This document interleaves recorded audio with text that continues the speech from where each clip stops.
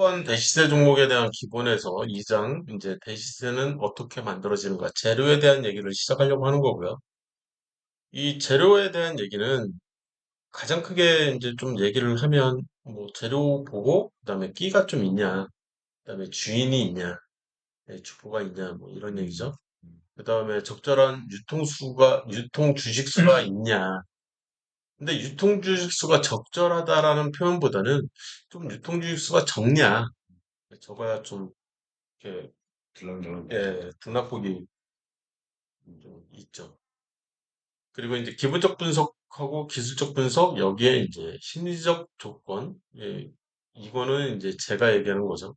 그래서 급등주 매수의 정확한 이해를 통해서 돈, 사람, 그 다음에 시간, 요 세 개에 대해서 심리적 조건을 만들어 가지고 이제 교육을 하고 있는 거죠. 이제 이 교재에서 나오는 기술적 조건들은 다 버렸죠. 제가 버렸어요. 그리고 이제 기본적 조건에서 사실 실적 중에서도 최소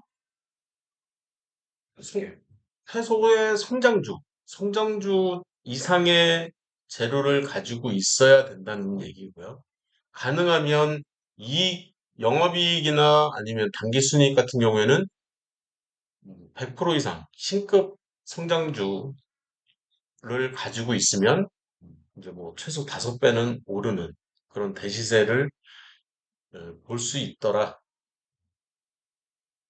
그래서 뭐 평생 해야 되는 회사 분석이긴 하지만 그 중에서도 당기순이익과 뭐 영업이익 정도만 정확하게 이렇게 볼 수 있는 그것만 가지고 있어도 이 대시세 종목을 찾기는 좀 더 수월하죠. 재료는 주식작전 베스트 비법 이제 참고하시면 되고, 단발, 단발적인 호재성 공시냐, 뭐, 수주 개혁을 했다, 또는 자사주를 매입했다, 뭐 이런 거. 아니면 신기술, 그래서 신사업을 진출을 했다든지, 아니면 대주주 지분 변동이라든지, 대표이사가 변동됐다든지. 특히 이제 성공을 입증한 이력이 있는 사람, 그 사람이 대주주가 되거나 또는 대표이사가 되면, 그러면 회사 자체가 이제 A라는 회사에서 B라는 회사로 완전히 탈바꿈이 되는 거죠. 이 사람 한 명만 바뀌었다고 생각을 하시면 안 된다는 거고요. 그다음에 정부정책 수혜 또는 기관 외국인의 집중 매수. 이때는 최소 3개월 이상의 장기 대시세가 이루어지더라.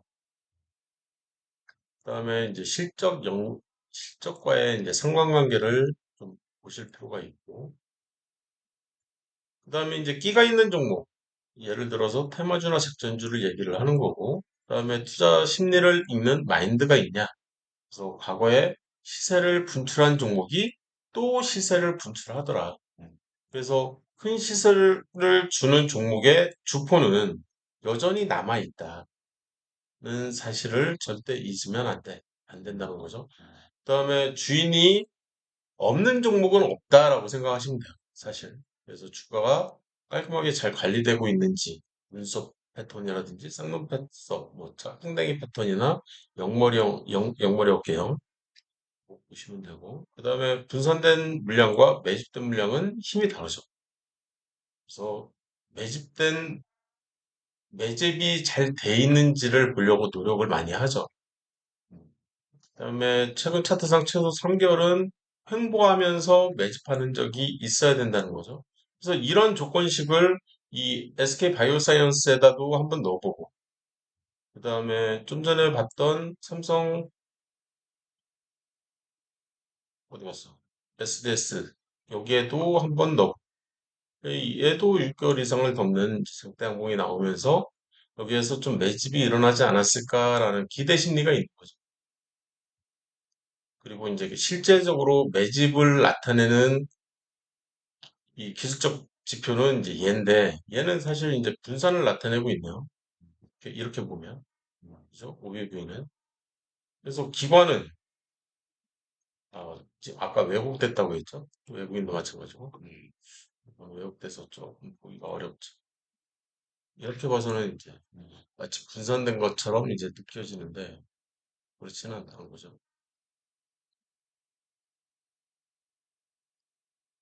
유통주, 이 규모가 적절해야 된다는 거죠. 이 계속 규모가 적절해야 된다 이렇게 표현을 하니까 책에서 나오는 표현인 거고요. 여기 적어야 돼. 그렇죠. 규모가 적어야 된다는 거죠. 그래서 우선주들이 이제 굉장히 많죠. 이 규모가 작은, 유통주 지수가 작은. 그러니까 이제 상한가가 되게 좀 빈번하게 일어나는 수급의 힘을 저울질을 하는데 이 시가총액이 좀 적은. 그래서 주식 수는 2천만 주보다 작아야. 근데 이제 저희 같은 경우에는 심리적 분석을 할 때 시가총액은 뭐 작더라도 총주식 수는 최소 2천만 주 이상은 좀 됐으면 좋겠다. 그래야 내가 사고 싶을 때 사고 팔고 싶을 때 팔 수 있으니까 2천만 주 이상은 돼야 된다라는 이 2천억 기준으로 2천만 주 이상 돼야 된다. 그거는 내가 가진 총 투자금 이 종목에 투자할 총 투자금이 2천만 원일 때 얘기해요. 그거에 따라서 예를 들어서 시총이 200억이야. 근데 총 주식수는 2천만 주밖에 안 돼. 그러면 내가 2천만 원까지 투자를 해도 되나?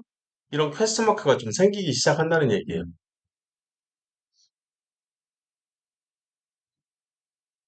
여기 보시면 되고.